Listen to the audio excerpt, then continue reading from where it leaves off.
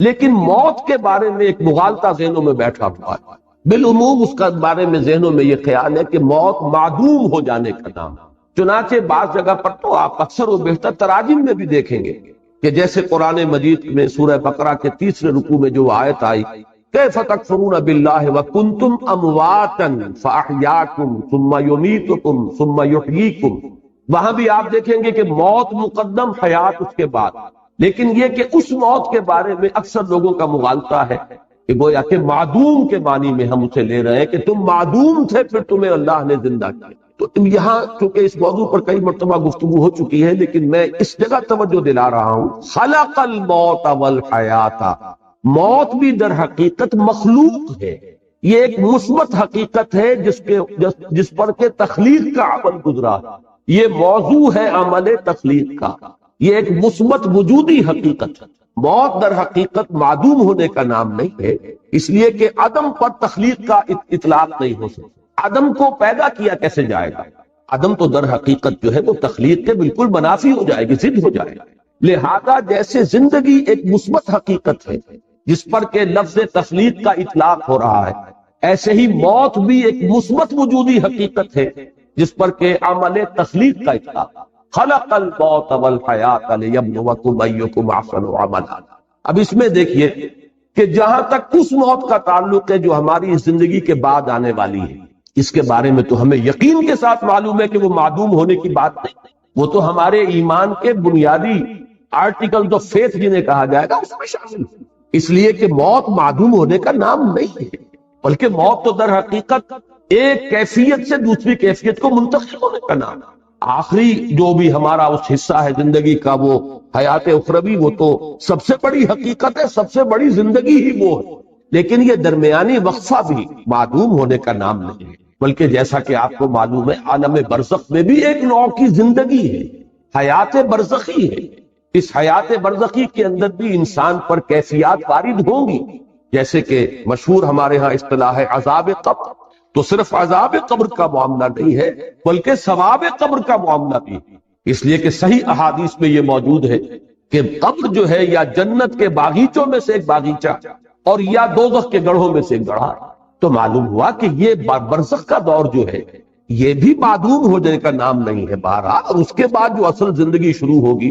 وہ تو ابدی زندگی ہے، اور حقیقت میں تو وہی اس قابل ہے کہ اسے زندگی قرار دیا جائے۔ وَإِنَّ الدَّارَ الْآخِرَةَ لَهِيَ الْحَيَوَانُ لَوْ كَانُوا يَعْلَمُونَ، یقیناً وہ پچھلا گھر اور پچھلی زندگی جو ہے اصل زندگی تو ہے ہی وہ، کاش کہ انہیں معلوم ہو۔ البتہ یہ جہاں تک دو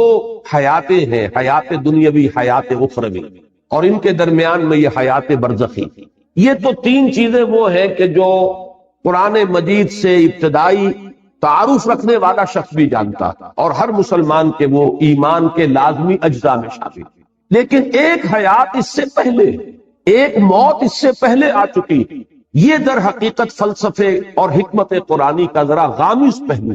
مختلف مقامات پر اس کی طرف اشارات ہیں، تفاصیل اس کی آپ کو قرآن میں نہیں ملے گی، اس لیے کہ جو حکمت کے غامض مسائل ہیں انہیں قرآن مجید نے تفصیل کے ساتھ اس پر بحث نہیں کی، اس لیے کہ قرآن مجید صرف حکماء کے لیے نہیں ہے، فلاسفہ کے لیے نہیں ہے، بہت اعلیٰ عقلی صلاحیتیں رکھنے والوں کے لیے نہیں ہے، یہ عامیوں کے لیے بھی ہے، عوام کے لیے بھی ہے، لہذا اس میں زیادہ تر بحث کی گئی ہے تفصیل کے ساتھ انہی چیزوں پر کہ جو سب کے ذہن کی گرفت میں آ جائیں، سب کے علم کی سطح تک رسائی جو ہے ان چیزوں کی ہو جائے، اور باقی چیزیں جو ہیں کہ جو زیادہ غامض ہیں، دقیق ہیں، فلسفیانہ حقائق ہیں، ان کے طرف صرف اشارے، اس لیے کہ ان کو ظاہر بات ہے کہ ان سے دلچسپی رکھنے والے عقلاء اور حکماء ہوں گے، اور عاقلانہ اشارہ کافی ہے، عاقلوں کے لیے ظاہر بات ہے کہ اشارہ کافی ہے، وہ جب وہاں سے گزریں گے وہ ڈیرا لگا کر بیٹھ جائیں گے، جیسے کہ میں نے ابھی آیت آپ کو سنائی کیف تکفرون باللہ وکنتم امواتا فاحیاکم ثم یمیتکم ثم یحییکم ثم الیہ ترجعون۔ معلوم ہوا 4 ادوار ہیں، ایک موت پہلے تھی، پھر اس کے بعد احیاء ہوا ہے، پھر اب یہ زندگی آئی ہے، پھر اماتہ ہوگا، پھر اس کے اوپر موت کا عمل وارد ہوگا، پھر احیاء ہوگا، اور پھر وہ زندگی ابدی ہو جائے۔ لیکن یہ مضمون جو ہے اپنی کلائمیکس میں جو سامنے آیا ہے وہ سورہ غافر یا سورہ مومن، یہ 2 نام ہیں سورہ مبارکہ کے، اس کی جو آیت ہے اور میں نے سن 66 میں ایک مضمون لکھا تھا حقیقت زندگی کے عنوان سے، جو پہلے ہفت روزہ الاعتصام میں چھپا، پھر میثاق میں چھپا، پھر حکمت قرآن میں چھپا۔ میں بار بار، چونکہ وہ میری بہت ہی محبوب تحریروں میں سے ہے، پہلی مرتبہ اس میں نے اس آیت مبارکہ کی طرف اشارہ کیا، اور مولانا عبدالغفار حسن صاحب کا مدینہ میں اس وقت تھے، مدینہ منورہ میں یونیورسٹی میں پڑھاتے تھے، وہاں سے مجھے خط آیا کہ یہ پہلی مرتبہ تم نے اشارہ کیا ہے، اور ایک بہت بڑی علمی حقیقت ہے کہ جو ہاتھ آئی ان کا وہ تحسین کا خط میں نے شائع بھی کیا تھا میثاق، وہ آیا مبارکہ جس میں صراحت کے ساتھ 2 اماتیں اور 2 احیاء، اہل جہنم کی فریاد آئی ہے ان الفاظ میں کہ وہ جہنمی اللہ تعالیٰ سے فریاد کریں گے، ربنا امتنا اثنتین واحییتنا اثنتین فاعترفنا بذنوبنا فہل الی خروج من سبیل۔ اے رب ہمارے، تو نے ہمیں 2 مرتبہ مارا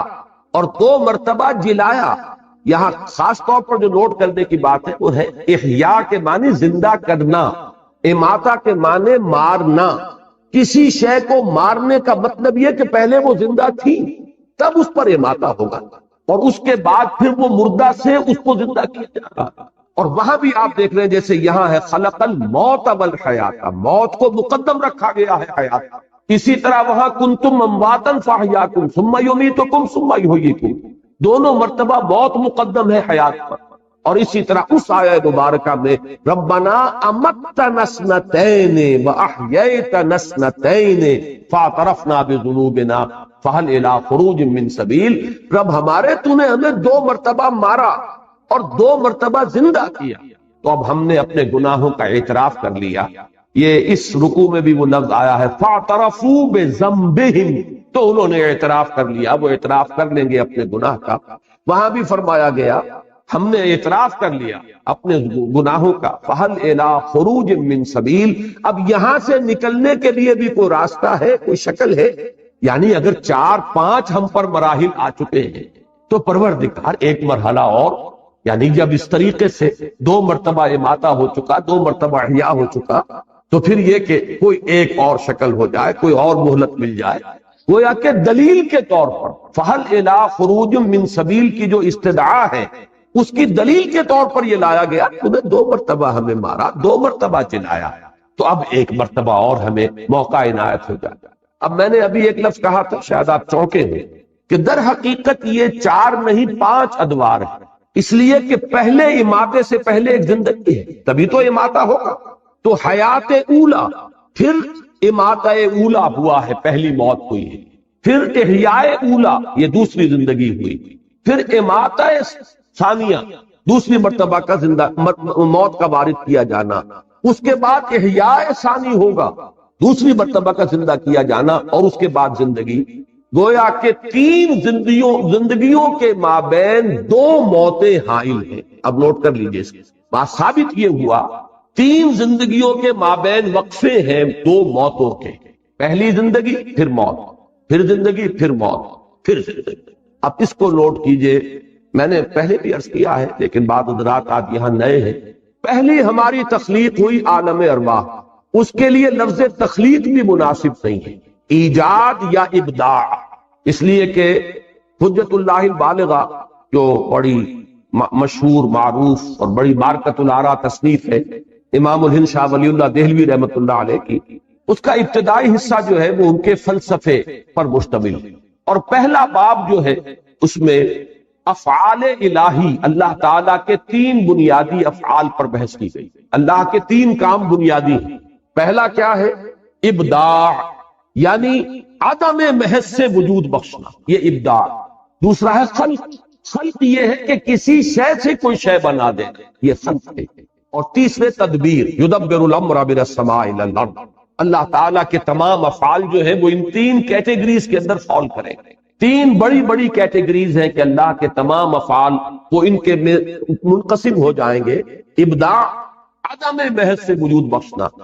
اسی لیے میں نے کہا کہ اس کو ایجاد کہا جائے یا ابداع کہا جائے یہ صحیح لفظ ہوگا، خلق نہیں، اس لیے کہ خلق کے لفظ کا اطلاق ہوتا ہے کسی شے سے کوئی شے بننا۔ آپ نے پڑھا ہے خلق الانسان من صلصال کالفخار،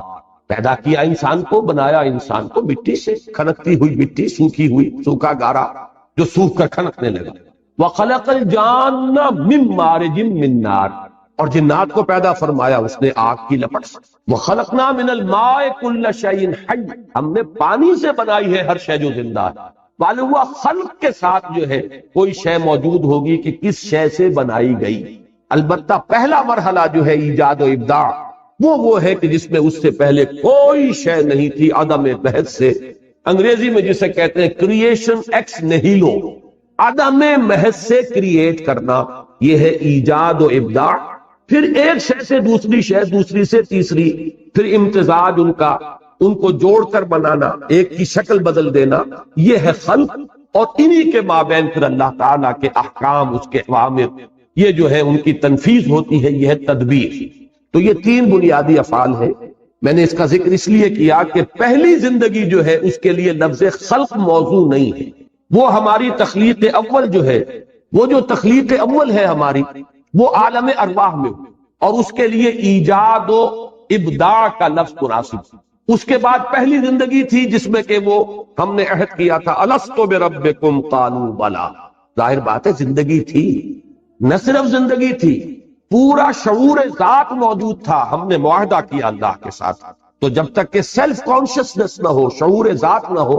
معاہدے کی کوئی حیثیت ہی نہیں۔ ہمیشہ آپ دیکھیں گے جب معاہدہ کیا جاتا ہے، اقرار کیا جاتا ہے، بقائے لیے ہوش و حواس میں یہ وعدہ کرتا ہوں یا معاہدہ کر رہا ہوں، تو گویا کہ اپنی ذات کا پورا شعور ہونا لازم۔ ہم اس شعور ذات کے ساتھ زندہ تھے، اگرچہ جسموں کے ساتھ نہیں تھے، صرف ارواح کی شکل میں تھے۔ الارواح جنود مجندہ، وہ لشکروں کی صورت میں وہ تمام ارواح تھی جو اللہ کے حضور میں حاضر تھی، اور پوچھا گیا الست بربکم قالوا بلا۔ اب یہ پہلی حیات ہے،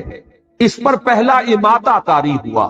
پہلی مرتبہ مارا گیا، یعنی سلا دیا گیا، ان ارواح کو کسی کولڈ سٹوریج کے اندر رکھ دیا گیا۔ یہ ہے موت کا وہ پہلا مرحلہ جو اس زندگی میں آنے سے قبل ہم گزار آئے۔ اس کے بعد اب ہو رہا ہے احیاء اولا، وہ اس زندگی میں، اس عالم میں جو عنصری ہے اس کے اندر،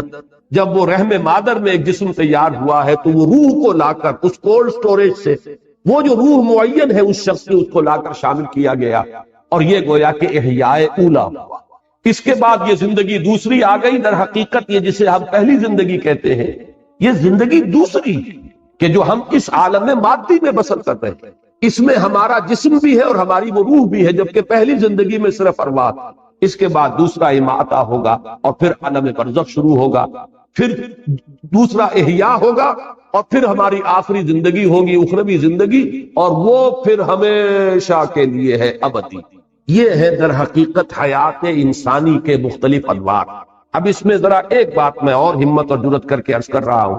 اس سے یہ تو ثابت ہوا ہے ہمارے ایمان کا جزو لازم کہ ہم ابدی ہیں، ہمیں کبھی ختم نہیں ہونا، اس لیے کہ اصل زندگی آخرت کی زندگی ہے، اور وہ ابدی ہے، جنت میں ہو چاہے وہ جہنم میں ہو، وہ ابدی زندگی ہے۔ تو معلوم یہ ہوا کہ ہم ابدی ہیں۔ البتہ اسی کا ایک اور خامس پہلو یہ ہے کہ ہم ازلی بھی ہیں، ہمیشہ سے۔ اب یہ ذرا بات آپ کو چونکانے کے لیے میں کہہ رہا ہوں، اس لیے کہ ہم علم خداوندی میں ہمیشہ سے، میرا جو بھی وجود ہے، میرا تشخص جو اس وقت ہے، علم خداوندی میں تو ہمیشہ سے۔ اللہ کا علم جو ہے وہ حادث نہیں ہے، اللہ کا علم اس کی ذات کے ساتھ، جیسے کہ اس کی ذات قدیم ہے، اس کا علم بھی قدیم۔ کوئی شے جس کا وجود اس عالم میں کبھی ہونا ہوگا، وہ علم خداوندی میں ازل سے موجود، جس کو کہ ہمارے صوفیہ اور ہمارے متکلمین کہتے ہیں صور علمیہ۔ علم خداوندی میں یہ تمام صورتیں پہلے سے موجود ہیں۔ تو ہماری ایک پوٹینشل ایگزسٹنس جو ہے، پوٹینشل ہے، یہ بالقوہ وجود تھا ہمارا علم خداوندی میں، اور وہ ہمیشہ۔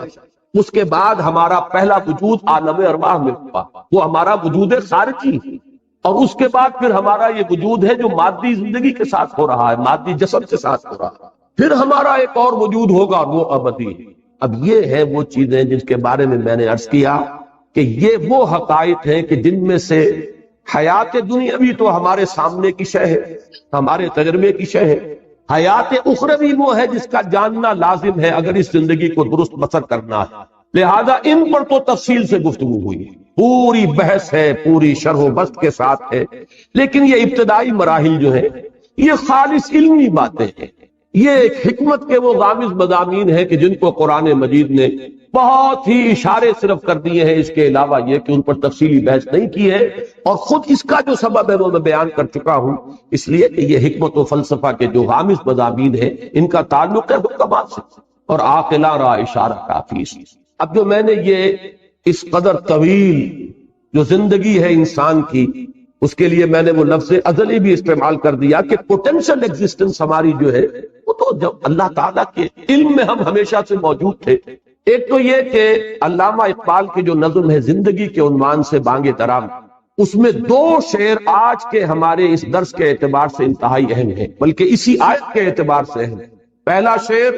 تو اسے پیمانہ امروز و فرداں سے نہ ناپ، جاویداں پہ ہم دواں ہر دم جواں ہے زندگی۔ واقعہ یہ ہے کہ جو ان الفاظ کے اندر جو شوکت ہے، یہ اس آیہ مبارکہ کے پہلے حصے کی صحیح ترین تعبیر۔ کیا تم سال گنتے ہو 60 سال، 70 سال، 80 سال؟ کیا یہ زندگی ہے؟ یہ تو تمہارے ذہن کی بڑی تنگی ہے۔ بلکہ میں نے وہ حقیقت زندگی کا اپنا مضمون شروع یہاں سے کیا کہ یہ لوگ کہ جو صرف تجربہ اور شہود کے اوپر ایمان رکھنے والے ہیں، وہ تو زندگی سمجھتے بس پیدائش سے موت تک کا وقت، لیکن کیا یہ 30، 40، 50، 60 سال، 70 سال، 80 سال، ان میں بھی پہلا حصہ گزر جاتا ہے جس میں شعور ہی نہیں، اور پھر بڑھاپا آ گیا تو کہ لا یعلم بعد علم شیئا، پھر کچھ شعور نہیں رہتا۔ بیچ کے 30، 40 سال بمشکل ہے کہ جو شعور کے ہیں۔ تو کیا یہ کل ہماری حقیقت یہ اشرف المخلوقات جس کے بارے میں اللہ یہ فرمائے خلقتہ بیدی، میں نے اسے اپنے دونوں ہاتھوں سے بنایا، وَلَقَدْ كَرَّمْنَا بَنِي آدَمَ وَحَمَلْنَاهُمْ فِي الْبَرِّ وَالْبَحْرِ وَرَزَقْنَاهُمْ مِنَ الطَّيِّبَاتِ وَفَضَّلْنَاهُمْ عَلَى كَثِيرٍ مِّمَّنْ خَلَقْنَا تَفْضِيلًا، جس کی شان اس طریقے سے بیان کی جا رہی ہے، کیا اس کی حقیقت بس یہی ہوگی؟ اور اس میں بھی یہ کہ عمر دراز مانگ کے لائے تھے، 4 دن 2 آرزو میں کٹ گئے، 2 انتظار میں۔ واقعہ یہ ہے کہ اگر 70 برس کی زندگی بھی ہو تو 40 برس تو گزر جاتے ہیں۔ بے شعوری کے شروع کا اور آخر کا حصہ دونوں شامل کر لیجئے تو بیچ میں کیا ہے، وہ 2 دن کی زندگی رہ جائے گی کہ جس میں شعور ہے، حرکت ہے، ارادے ہیں، عزائم ہیں، امنگیں ہیں، آپ کچھ بناتے ہیں، بگاڑتے ہیں، کچھ کوئی چیز جو ہے وہ آپ کی زندگی کا جو اصل کہنا پروڈکٹیو پیریڈ ہے وہ تو وہی ہے۔ تو زندگی یہ نہیں ہے، یہ زندگی بہت طویل عمل، تو اسے پیمانہ امروز و فردا سے نہ ناپ، جاویداں پہ ہم دواں ہر دم جواں ہے زندگی۔ اب یہ جو جاویداں پہ ہم دواں ہر دم جواں ہے زندگی، ظاہر بات ہے کہ ان حقائق کو کما حق ہو تو ان کی تعبیر ممکن ہی نہیں، بس الفاظ آئیں کہ جس سے کچھ تاثر مل جائے۔ اور میں نے آج جو بات عرض کی ہے اسے پھر نوٹ کر لیجئے کہ اس میں ایک حصہ تو ہمارے ایمان کا جزو لازم ہے، یعنی ابدیت، ہمیشہ کا وجود ہے ہمارا، اسے ختم نہیں ہونا۔ وہ جنت میں ہے یا دوزخ میں ہے، اس لیے کہ ابدا خالدین فیہا ابدا جہنمیوں کے لیے بھی آیا ہے، اور خالدین فیہا ابدا اہل جنت کے لیے تو بے شمار جگہ پر آیا۔ تو معلوم یہ ہوا کہ ہمارا وجود ابدی ہے۔ البتہ پہلا حصہ جو ہے اس کے بارے میں عام لوگ تو یہ سمجھتے ہیں کہ ہمارا وجود جو ہے وہ صرف پیدائش سے یا 9 مہینے اور ایڈ کر لیجئے کہ جو رحم مادر کے ہیں، بس یہاں سے سمجھے گا۔ ایک مادہ پرست کی نگاہ اس سے آگے نہیں جائے گا۔ اس سے آگے چلیے تو قرآن مجید نے ایک حقیقت یہ منکشف کی کہ تم تو ایک اور زندگی پہلے بتا بھی آئے ہو، گزار آئے ہو، ایک زندگی، ایک موت تم پر پہلے آ چکی ہے اس عالم مادی کے اندر آنے سے پہلے، اور وہ زندگی جو ہے وہ تھی جس میں کہ قول و قرار ہوا تھا الست بربکم قالوا بلا۔ اور تیسری بات میں نے عرض کی ہے، یہ بہت گہرے فلسفے کی بات ہے کہ در حقیقت اس سے بھی پہلے ہمارا ایک وجود، پوٹینشل وجود موجود تھا، علم خداوند۔ اب اس کے لیے میں علامہ اقبال کا ایک شعر آپ کو سنا رہا ہوں، فارسی کا، فلسفہ اور حکمت کے اعتبار سے بہت اونچا شعر ہے۔ بضمیرت آرمیدم تو بے جوش خود نمائی، بکنار برفگندی در آبدار خودرا۔ اللہ سے خطاب کر رہے ہیں کہ اللہ میں تو تیرے اندر، ضمیر کہتے ہیں کسی کی مخفی حقیقت، اندر کی شے، میں تیرے باطن میں بڑے آرام میں سو رہا تھا، یعنی میں تھا موجود، ایک صور علمیہ کے اعتبار سے میں تیرے علم میں تھا۔ اب تیرے علم میں تھا تو میں تھا، لیکن میں تیرے وجود مطلق میں میرا ایک وجود تھا، بالکل جیسے کہ ایک سیٹی کے اندر، یہ ایک مثال آگے دی ہے تو تشبیہ، سی پی کے اندر موتی موجود ہوتا ہے، لیکن سی پی ایک وقت تک بند رہتی ہے، موتی ظاہر نہیں ہوتا۔ بضمیرت آرمیدم، تو بجوش خود نمائی، پروردگار تو نے اپنے آپ کو ظاہر کرنے کے لیے تو نے یہ کائنات بنائی، مجھے بھی بنائی۔ یہ جو اگرچہ قرآن مجید میں کوئی نص قطعی کے طور پر یہ مضمون میرے علم کی حد تک نہیں ہے، اور اس حدیث پر بھی محدثین کا تو ظاہر بات ہے کہ اس پر گفتگو ہے اور جرا ہے، لیکن یہ کہ اکثر ہمارے ہاں کے حکماء اور فلسفہ اسے تسلیم کرتے ہیں کہ اللہ تعالیٰ نے یہ کائنات کیوں پیدا کی۔ کنت کنزا مخفیا فاحببت ان اعرف فخلقت الخلق، میں ایک چھپے ہوئے خزانے کے مانند تھا، میرے اندر قوت کا لاوا تھا جو کھول رہا تھا، میرے اندر خلاقی تھی، لیکن یہ کہ اسے پہچاننے والا کوئی نہیں تھا، لہذا میں نے خلق کو پیدا کیا، اس سے میری وہ قوت خلاقی اور میری وہ قوت جو ہے وہ ظاہر ہوئی۔ الباری الخالق المصور،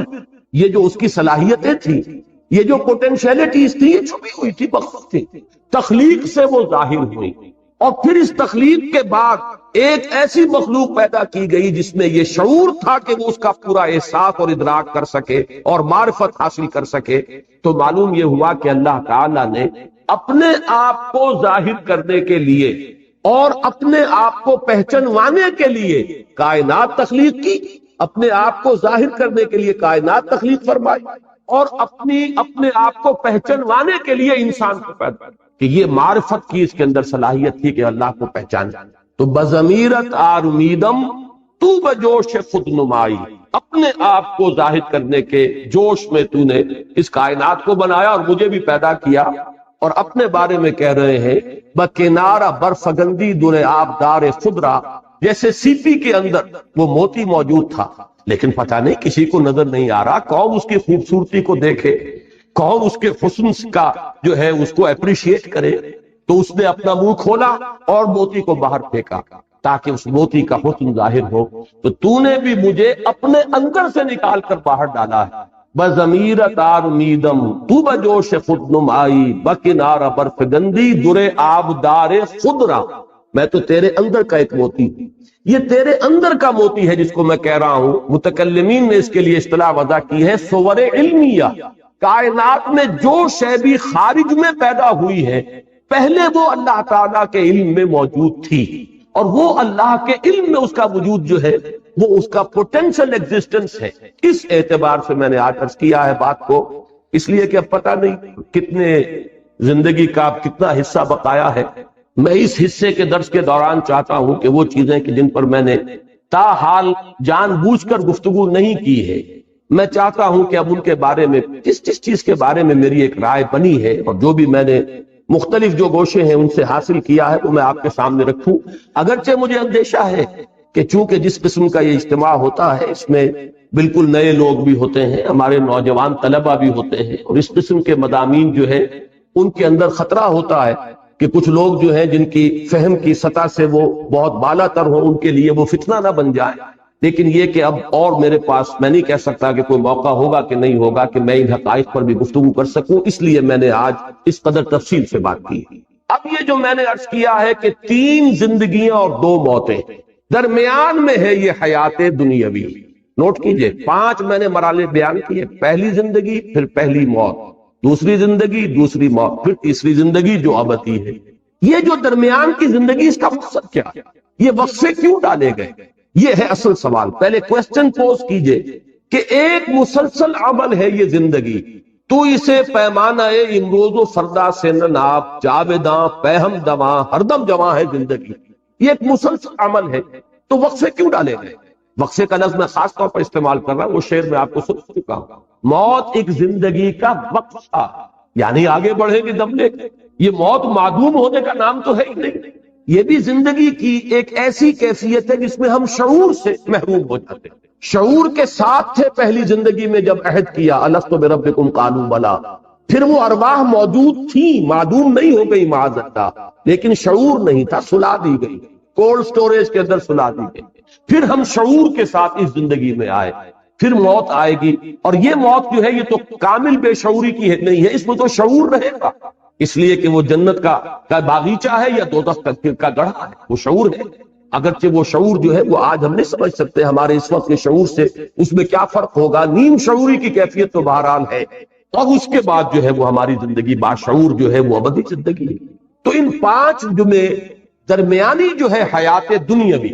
جو ہم سب کی جانی پہچانی ہے، ہمارے تجربے میں آ رہی ہے، ہم اسے بسر کر رہے ہیں۔ بلکہ میں بعض اوقات یہ کہا کرتا ہوں، اور یہ دوسرے رکوع میں یہ بحث آئے گی انشاءاللہ، کہ ایک تو ہے زندگی بسر کرنا، ایک ہے کہ زندگی انسان کو بسر کر رہی ہوتی، ہم خود نہیں جی رہے ہوتے، زندگی ہمیں بتا رہی ہوتی ہے، اس لیے کہ ہم نے اپنا کوئی مقصد معین کیا، نہ کوئی ہدف معین کیا، نہ کوئی نصب العین ہے، تو در حقیقت ہم جی نہیں رہے، بلکہ زندگی ہمیں گھسیٹ کر لے کر جا رہی ہے۔ یہ جیسے کہ اگلی رکوع میں آئے گا کہ ایک وہ ہے جو سیدھا چل رہا ہو، فَمَن يَمْشِي مُكِبًّا عَلَى وَجْهِهِ أَهْدَىٰ أَمَّن يَمْشِي سَوِيًّا عَلَى صِرَاطٍ مُسْتَقِيمٍ۔ اوندے منہ گھسٹ رہے ہیں کچھ لوگ، صرف اپنے پیٹ کے بل گھسٹ رہے ہیں، پیٹ کھانے کو مانگتا ہے، ڈال دیا تو وہ زندگی کی گاڑی چلی جا رہی ہے، وہ خود جی نہیں رہے، یہ زندگی برائے زندگی ہے، جبکہ زندگی در حقیقت کسی مقصد کے لیے ہونی چاہیے، کوئی آدرش ہو، کوئی نصب العین ہو، کوئی آئیڈیل ہو، کوئی آپ کا مقصود و مطلوب ہو، تب زندگی ہے۔ تو ایک ہے زندگی بسر کرنا، یہ بہت کم لوگوں کو نصیب ہے، حقیقت میں زندگی بسر کرتی ہے اکثر و بیشتر لوگوں کو، وہ زندگی نہیں گزارتے، زندگی انہیں گزارتی۔ بہرحال یہ زندگی جو ہم گزار رہے ہیں، یا وہ زندگی جو ہمیں اس وقت گزار رہی ہے، بسر کر رہی ہے، اس کی غایت کیا ہے؟ یہ ہے جو دوسرا ٹکڑا اس آیہ مبارکہ کا، لِيَبْلُوَكُمْ أَيُّكُمْ أَحْسَنُ۔ انتہائی اہم ہے کہ یہ در حقیقت ایک امتحانی وقفہ، اس میں ٹیسٹنگ پیریڈ اس کو شمار کیجئے، امتحان، جیسے ایک 3 گھنٹے کا امتحان ہوتا ہے، میں بات یہ کہا کرتا ہوں 3 گھنٹے کا امتحان، چونکہ ہر ایک شخص اس سے واقف ہے، یہ ایک 30 سال کا امتحان، فرق کچھ نہیں ہے،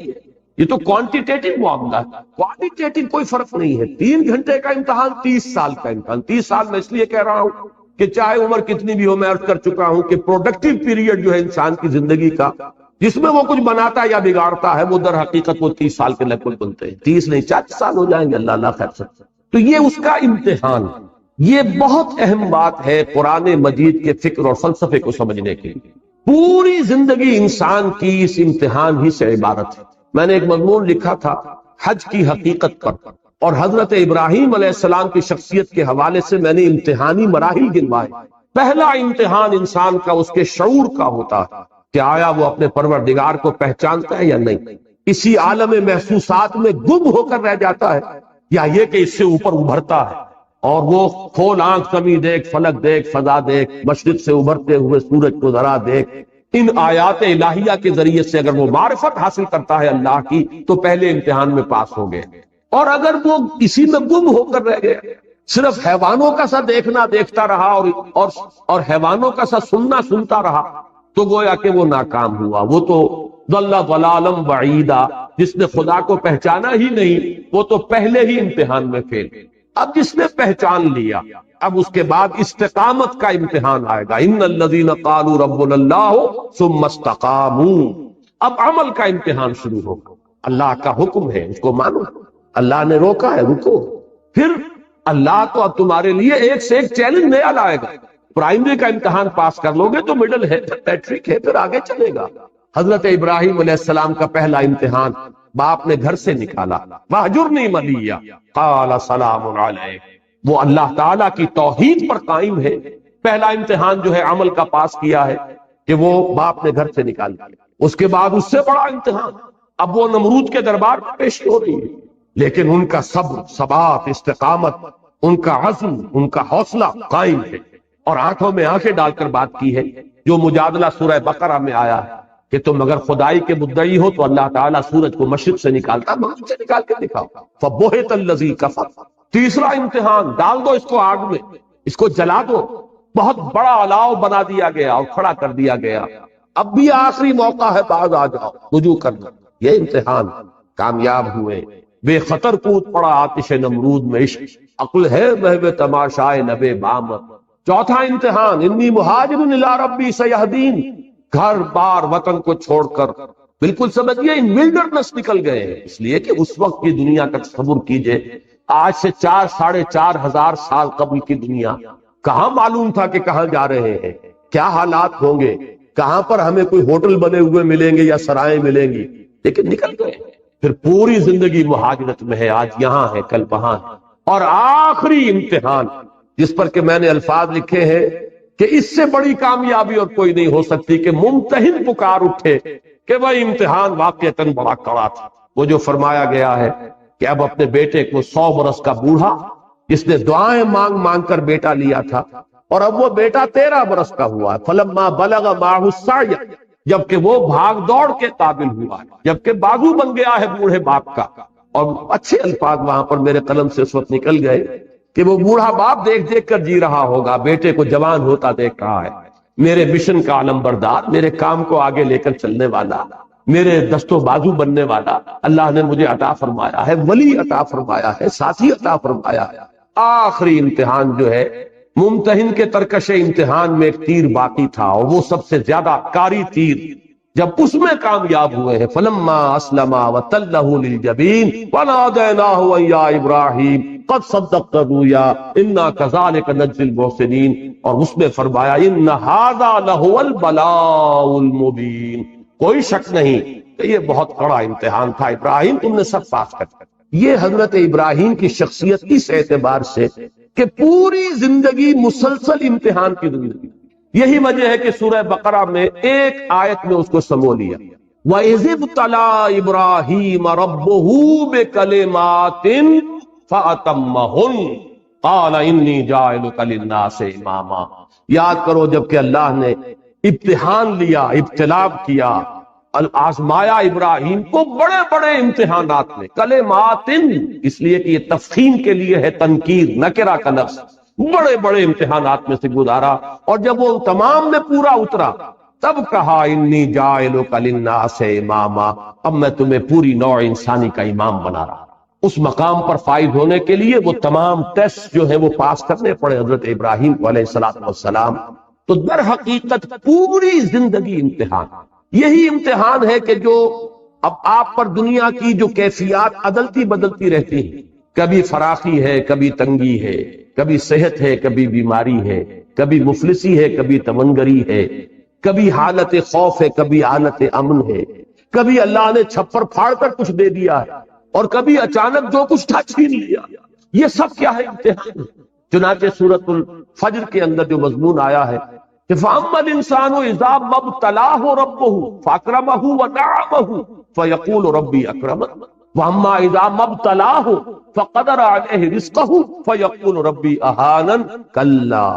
انسان کا بڑا مغالطہ ہے، بڑے دھوکے میں آ جاتا ہے جب اس کا رب اسے آزماتا ہے، آزمانے کے لیے اسے دولت دیتا ہے، نعمتیں دیتا ہے، وہ سمجھتا ہے میرے رب نے مجھے عزت دے دی۔